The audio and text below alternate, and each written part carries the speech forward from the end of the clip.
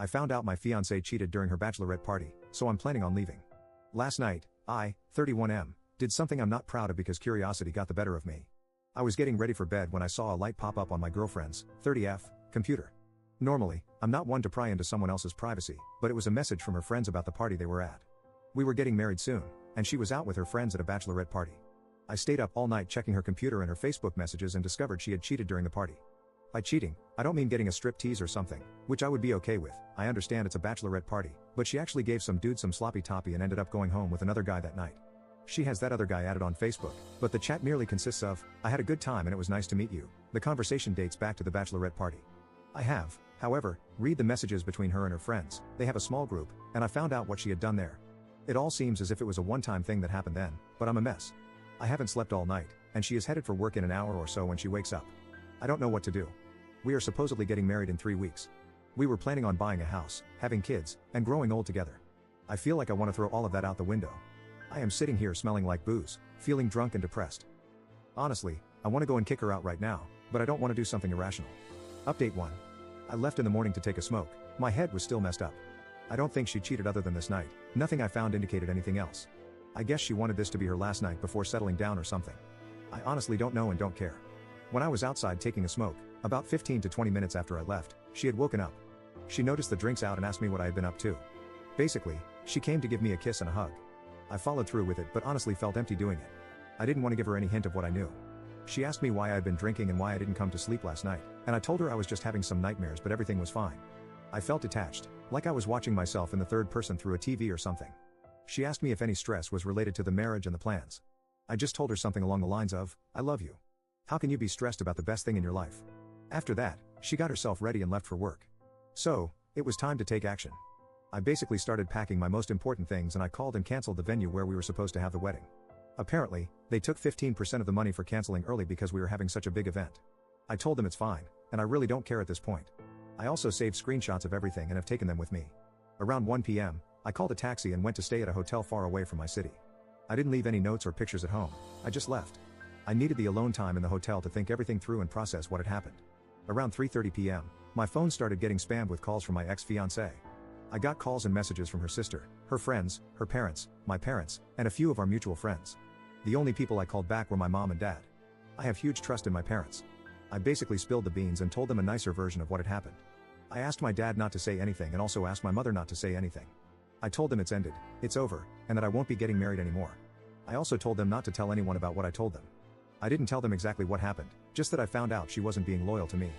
I didn't think giving details would help in any way. Around 5 p.m., my dad called me back and told me my ex-fiancée is completely hysterical and is basically broken down. Completely not understanding what is going on, I just told my dad not to intervene and that I needed some alone time right now. I basically shut my phone down and have been staying silent ever since. Her sister knew about what happened at the bachelorette party, and I have the text to prove it. She even laughed about it and told her not to feel guilty because it's a bachelorette party, and that women should go all in on this night. I really feel like Neo in the Matrix, dodging bullets in slow motion. However, instead of dodging bullets, I have dodged an unfaithful wife, endless fights, and a ton of depression. I honestly feel a lot better knowing my life will get better.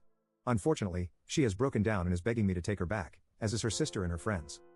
Update 2. Yesterday, my phone was being spammed by many family members from her side and friends.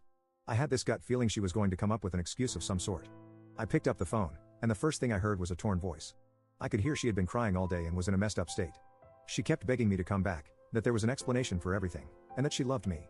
She said I had misunderstood the entire situation. I told her to explain it to me right then and there. She said because I had only seen a small part of the conversation, it had all been misunderstood, that I should come back home, that she loved me, and that I had taken an irrational decision to leave. During the entire conversation, I was just giving really short, empty answers in a cold manner. After she told me it was all a misunderstanding, I told her to call me back in 10 minutes and to check Messenger. After I hung up, I sent her the entire conversation with a ton of screenshots. Not all of them, but most of the important ones. It didn't take 2 minutes for her to call back, crying hysterically, saying sorry for everything, that she wanted to unalive rather than lose me. She said she was forced by her friends and her sister to have fun one last time, and that she needed to let all the energy out before stepping into a marriage for life. I stayed silent. The more I didn't talk and just said okay, the more she cried. She started telling me I could sleep with other women if I wanted to get back at her, or that she would tell everyone about what she did so I could take her back. I told her that sleeping with other women was not something I needed because the moment I met her and started loving her, she was the only woman I needed. I didn't need to meet or sleep with someone to know the best thing in my life was waiting at home. She kept begging and begging. So I just told her that if she came clean to her parents and family, I would think about it. After that, she started saying something, but I just hung up. Suddenly, her father called me up and apologized for everything. He and his wife knew what happened now, and he was so sorry for all of this. He told me he understood how I felt and that he didn't raise his daughter that way. His wife basically stole the phone from him and told me her daughter had never been this destroyed before. I politely told her I appreciated her opinion and then said, "I have to go, goodbye." My ex-fiancée called me back and begged me again, saying she told her parents and also sent a text message to our mutual friends about what had happened. She kept apologizing on the phone, and I didn't say much. After some time, I just told her not to cry, that she shouldn't be apologizing because single women like herself were allowed to do these things, and I hope she finds Mr. Right. She started crying even harder, and then her sister took the phone. She said, "We told everyone what happened, are you going to take her back now?" I only said I would think about it. She then tells me her sister was turning into a dangerous situation of wanting to unalive herself because of all of this. The only thing I said after she told me that was, "It's a good thing you are close to her so you can make sure she doesn't do that. Maybe take her to a doctor or something." After this, I just hung up. My phone had been blowing up with messages from everyone, and I didn't plan on responding. I honestly feel a lot better right now, like I could move on.